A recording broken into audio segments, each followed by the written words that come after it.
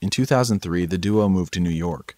Upset with their touring lifestyle, Moore's wife Catherine left him on October 17th.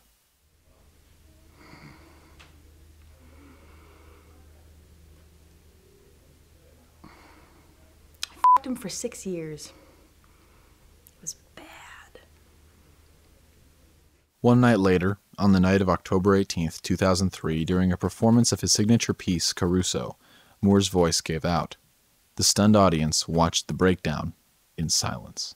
It was almost like he had no idea where he was or who he was performing for, and as quickly as he had stared off into space, he turned around, walked out the building, past the security guards, into his Toyota Camry, and out of my life forever. My reaction to Alex's collapse. I mean, only emotions can really...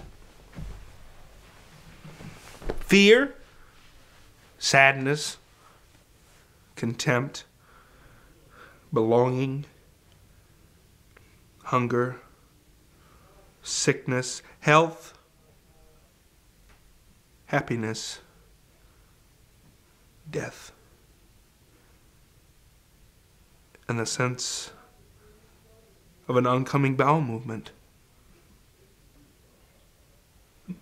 During the next 4 years, Moore shut himself into his upstate New York home. He granted no interviews and did no singing. He ate constantly, his weight ballooned, and his health deteriorated. By 2007, the only people Moore would see were his agent Nathan Silver and Frederick Middleman. The year before, Middleman had released a reimagining of Moore's landmark piece, Caruso. It failed. The New York Times remarked that, as an artistic achievement, Caruso ranks just below Battlefield Earth and Costner's Waterworld. He was always meant to be a side man, and I knew that, he knew that, but he never wanted to admit it. He always thought he could do more. Given the opportunity, he failed miserably. Caruso is a funny song. Caruso is a funny song. You have to be in a groove to really get it. You know, Andre Bocelli said to me after he heard this recording, "God damn it, after hearing this, I wish I was deaf and blind." Deaf and blind, exactly. Instead of just blind.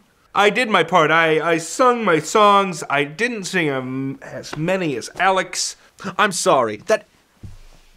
That Christmas cover album with Sarah Brightman and the Trans-Siberian Orchestra? Nobody wants 19 minutes of "Hark how the bells, sweet silver bells, round in the sand, rah, da, da, da." Nobody cares! Yeah, I was always trying to live up to him. He was the best. It was with those recordings that I was trying to honor him. Middleman missed the train. You know, he's running alongside it, he's throwing his luggage aboard, he's giving everything he's got, but goddammit, he is a fat bastard. On January 17th, 2008, Alexander Moore died at the age of 42. The world was stunned. You go through life. Sometimes you're amazed. You make it as long as you do. And then you meet a man with talent, composure, grace, and dignity like Alex, and you say to yourself, how is it that a man with all of these skills, who eats everything he sees... We once did a show in Bangkok. He ate one of those eggs, an egg with a bird inside of it, half-cooked, awful, webbed feet, beak. He had 16 more. How is it that a man with that kind of appetite, not only for life, but food, he was a glutton and everyone knows it, goes 42 years and never eats a peanut?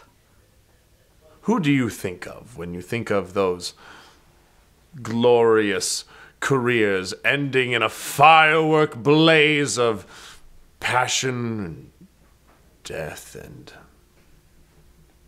Kurt Cobain comes to mind, poor soul. I think the world was robbed of a fine artist that day. The world weeps for a man who strives his whole life for excellence, and one day, peanuts can end it all. We had eaten some Chinese food, and little did Alex know there were peanuts in his mushu guys. So he started licking the roof of his mouth like a dog.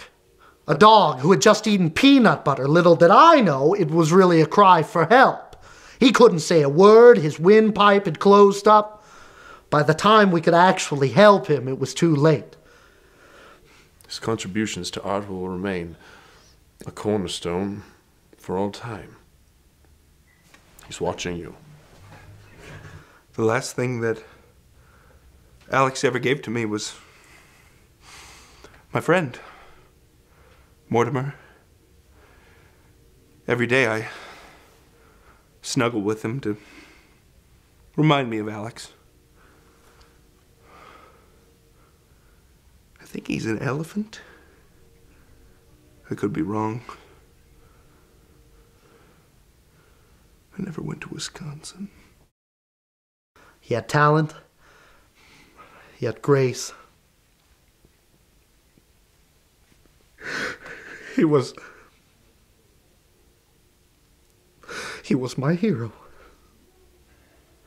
I'm glad to say I knew a man like him.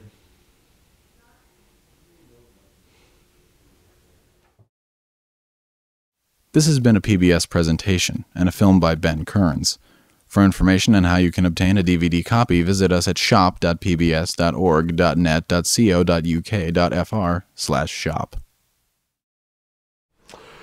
I bought Nevermind 4 times.